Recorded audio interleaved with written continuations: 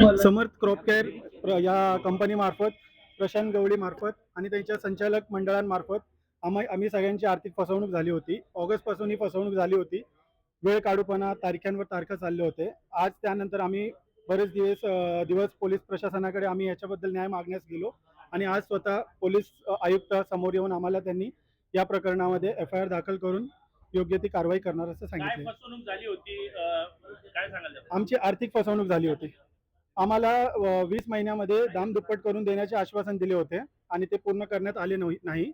आणि या प्रकरणात त्याचे दोन्ही पार्टनर दुबईला फरार झालेले आहेत.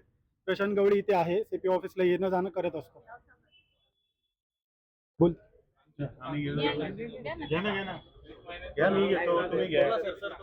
नमस्कार, मी ॲडव्होकेट कुणाल अहिर. आमच्या काही वकील मंडळी व इतर सहकाऱ्यांचे आर्थिक फसवणूक झाली आहे.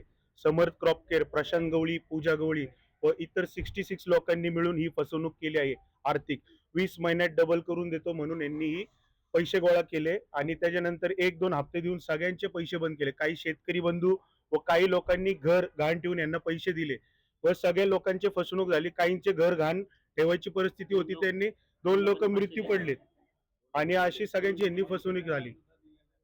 आज आपण CP साहेबांना भेटलेला आहे. काय नेमकं CP साहेबांसोबत बोलणं झालेलं आहे? CP साहेबांनी काय तुम्हाला म्हटलेलं आहे?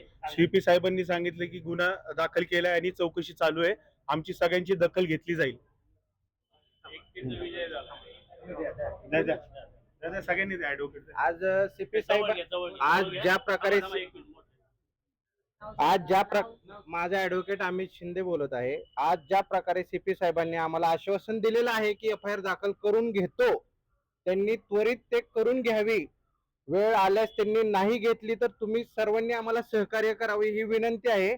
अशाच प्रकारे जर बातमी उचलून धरली, आमच्यावर अन्याय होत असेल, त्या ठिकाणी तुम्ही आम्हाला सहकार्य करावं.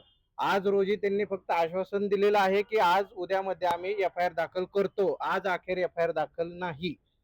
तरी लवकरात लवकर त्याला अटक केल्यानंतर पुढील कारवाईत आम्हाला सहकार्य करावे ही विनंती आहे. CP साहेबांनी ज्या पद्धतीने तुम्हाला आश्वासन दिलेलं आहे, दिलेलं आश्वासन CP साहेब पूर्ण करतील असं तुमचा ठाम विश्वास आहे? आम्ही गेले 2 ते 2.5 तास थांबलेलो आहे.